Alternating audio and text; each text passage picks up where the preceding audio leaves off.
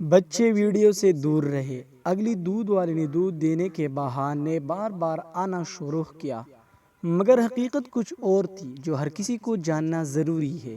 یہ کہانی ہے ایک باحیا لڑکی عائشہ کی، جو اپنے گھر میں اکیلے رہتی تھی کیونکہ اس کے والدین اکثر کام کے سلسلے میں باہر ہوتے تھے۔ ایک دن صبح کے وقت دروازے پر دستک ہوئی۔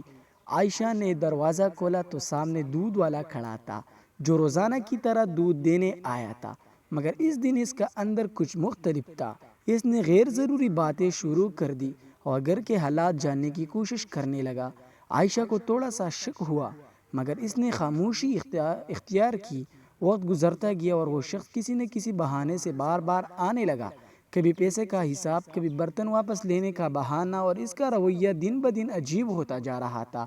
عائشہ اب سمجھ چکی تھی کہ اس احتیاط کی ضرورت ہے، اس لیے اس نے دروازہ پورا کھولنے کی بجائے صرف تھوڑا سا کھولنا شروع کیا اور فاصلے سے بات کرنے لگی۔ ایک دن جب وہ دوبارہ آیا تو عائشہ نے مضبوط لہجے میں کہا، وہ صرف ضروری کام کے لیے آئے اور غیر ضروری بات نہ کرے۔ اس کی آواز میں اعتماد تھا، جس سن کر وہ شخص خاموش ہو گیا۔ اس دن کے بعد اس نے آنا کم کر دیا کیونکہ اسے اندازہ ہو گیا تھا کہ اب وہ اپنی حد سے آگے نہیں بڑھ سکتا۔ عائشہ نے فوراً اپنے والدین کو بھی سب کچھ بتا دیا، جس پر انہوں نے اس کی سمجھداری کی تعریف کی اور مزید احتیاط کی تلقین کی۔ اس واقعے نے عائشہ کو ایک اہم سبق دیا کہ ہر جان پہچان والا انسان قابل بھروسہ نہیں ہوتا اور اپنی حفاظت سب سے پہلے ہوتی ہے۔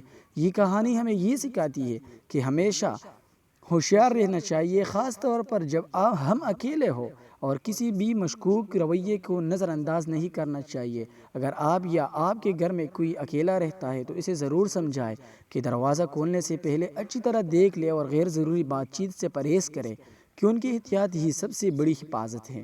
آخر میں یہی پیغام ہے کہ عزت، حدود اور احتیاط ایک باوقار زندگی کی بنیاد ہے۔ اگر آپ کو یہ سبق آموز کہانی پسند آئی ہو تو چینل کو سبسکرائب کریں، ویڈیو کو لائک کریں اور شیئر کریں تاکہ مزید ایسے باحیا اور حقیقت پر مبنی کہانیاں آپ تک پہنچتے رہیں۔ والسلام۔